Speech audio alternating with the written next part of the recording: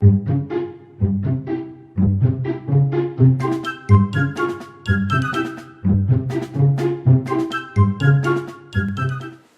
3. Stragglers. Jubilant at having obtained permission to visit the Silverton pheasant farm, Dan and Brad told Mr. Holloway the good news when he came for them 20 minutes later. "Fine," he praised. "You boys must have put up a good argument. We'll plan a trip to the farm tomorrow, if the weather permits." The following morning, cheered by warm sun which rapidly dried the damp trails, the Cubs set off for Silverton's pheasant farm with Sam Hatfield and Midge Father. "Remember, gang," the Cub leader warned as he paused on the path where the party had met Saul Dobbs the previous day. "We're on trial. Mr. Silverton will toss us out in nothing flat if we wander into forbidden areas. Everyone got that straight?" To make certain that all the Cubs understood, Dan passed out the map which Mr. Silverton had given him the previous day.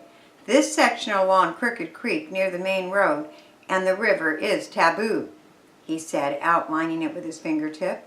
"Wonder why Silverton doesn't want us to go there," speculated Red. "Because he keeps his fancy pheasants in that area," Dan explained.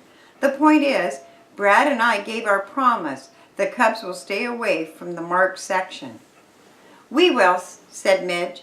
"You don't have to worry." "Lead on," sang out Mac. The Cubs moved single file along the narrow woodland trail, noticing many fine oak, white elm, ash, and birch trees. "Say, we could get wood here for some dandy bows and arrows," Fred exclaimed enthusiastically. "Wonder if Mr. Silverton would mind." "We'll not cut any woods without asking permission first," said the Cub leader to his son. "And no playful whacks at any of the bushes," he added, glancing at Chips, who was known to have an itchy hand with his axe belt. At a brisk pace, Mr. Hatfield led the Cubs on, crossing the creek at the footbridge.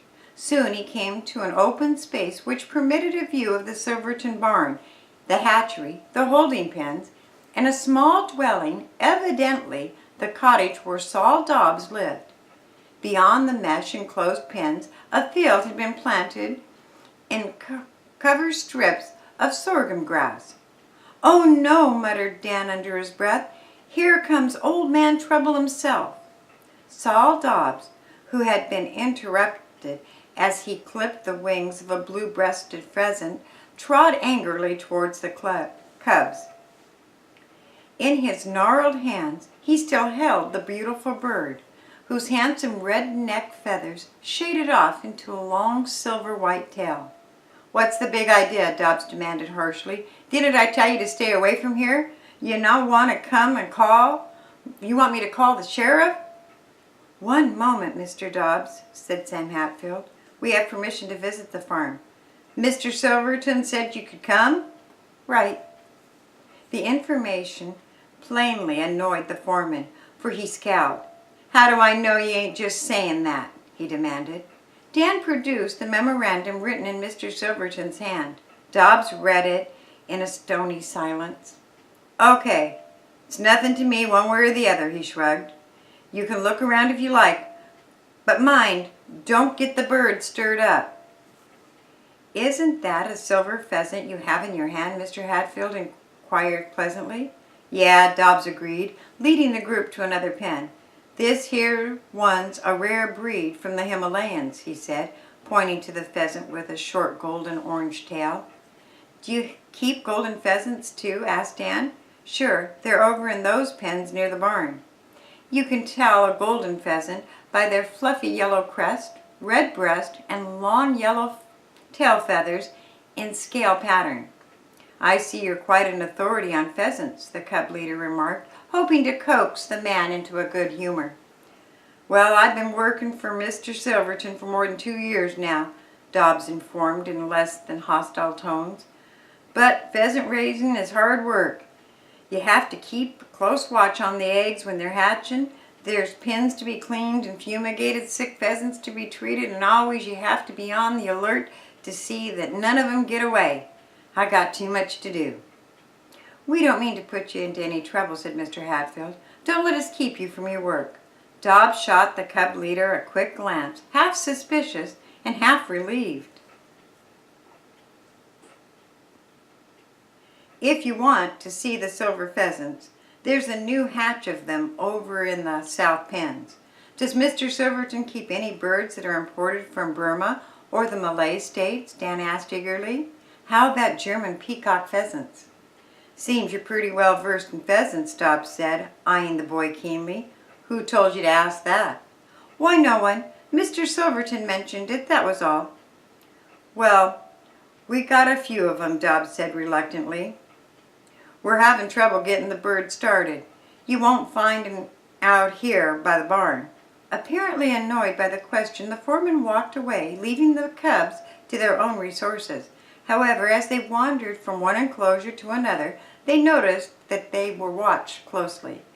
Careful not to disturb any of the hens or cocks, the cubs spent half an hour around the pens. As they started to leave, Mr. Hatfield asked the foreman if he thought Mr. Silverton would object if the boys cut a little wood for bows and arrows. Oh, I guess it'll be all right providing you don't leave the trails, Saul Dobbs said grudgingly. Just be careful what you cut. Feeling that the foreman might not be such a bad sort after all, the cubs retraced their way back through the woodland towards the river. Midway there, Fred suddenly announced that he was famished. When do we eat? He moaned. This seems to be a good time as any, said Mr. Hatfield, squinting at the sun which had climbed high overhead. From their knapsacks, the cubs broke out sandwiches, fruits, and candy bars. But when Chips would have started a fire to warm a can of soup he had brought along, the cub leader vetoed the proposal. We're still on Silverton's land, he reminded the cubs. No fires. After lunch, the cubs lay for a while under the trees, basking in the steamy warmth of the sun. I see a lot of good hickory and birch around here, Red said, stirring the effort. Let's get busy on those bows and arrows. Go to it, Mr. Hatfield urged, but don't mutilate any of the trees. For the next hour, the cubs wandered about, selecting choice pieces of hickory, white elm, and other woods favored for bows and arrows. Mitch's father showed them how to dress the ends. Time we're getting back, he announced suddenly, picking up his knapsack. Come on, gang. Say, where's Chips? Brad demanded, counting noses. And Red, added Dan. They were here only a few minutes ago, Fred recalled. Come, I think I hear Chips say something about looking for a yew tree. That dumb cluck, Dan exploded. If he were in an evergreen forest, he'd start looking for a dated palm tree. Mr. Hatfield whistled several times and waited for an answering signal, but none came. Red and Chips can't be far away, he said. Want me to go after them? Brad volunteered. We'll all follow their trail, the cub leader decided. But keep together, gang. We've no time to look for other stragglers. The cubs moved along, eyes intent on the ground. A short distance from where they had eaten lunch, Brad came upon a hill mark in a little patch of black, moist earth. Pausing, he studied the mark a moment. From Chip's shoes, he identified it. I can tell by that wing-designed heel mark. A little further on, Dan found Red's tracks. A broken brush indicated the direction in which he had gone. At least they're together, Mr. Holloway said in relief. Those dumb bunnies, Fred said irritably. What made 'em wander off that way? Do they think we've got nothing better to do than to trail them? Mr. Hatfield, deeply troubled, paused at intervals to give the familiar whistle. No answering calls came through the woodland. The trail of the two wanderers led on to the bank of a racing creek. Mr. Hatfield paused a moment to study a pile of logs and debris brought down by the flood. The litter had accumulated in a narrow gorge formation. Notice how those logs form a dam across the stream, he remarked. The water could break them up fast in the event of a real flood, agreed Mr. Holloway. Following the cub leader thought, fortunately the rain seems to have let up. We're not far from the pheasant run, Sam Hatfield said, thinking about that.